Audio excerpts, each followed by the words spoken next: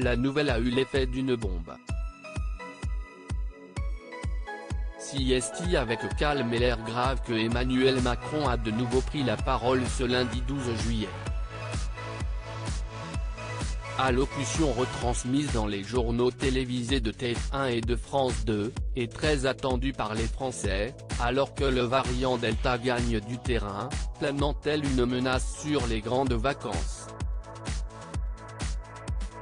Parmi les mesures annoncées par le chef de l'État, la vaccination obligatoire pour l'intégralité des personnels de santé, soignants ou non, et les personnes au contact d'individus jugés vulnérables face au Covid-19. Mais ce n'est pas tout. Depuis le mois de juin, le pass sanitaire suscite une multitude de réactions. Ce lundi 12 juillet, Emmanuel Macron a annoncé que l'obligation du pass sanitaire aux lieux de loisirs et de culture pour les citoyens de plus de 11 ans. Mesure qui prendra effet dès le 21 juillet 2021.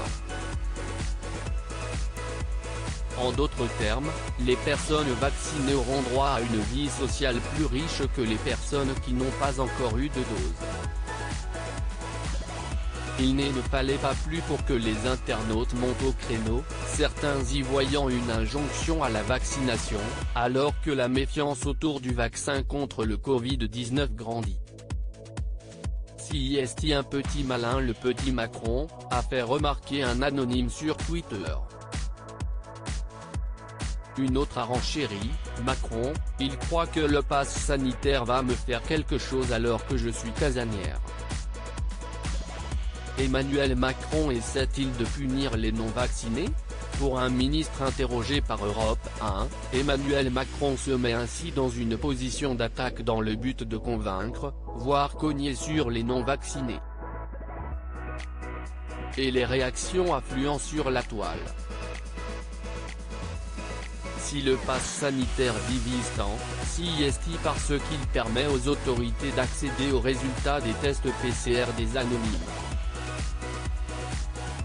Il permet de découvrir si ceux-ci ont été soit vaccinés contre le coronavirus. Seuls les vaccins Pfizer, Moderna, Janssen et AstraZeneca sont reconnus par les autorités, soit testés négatifs.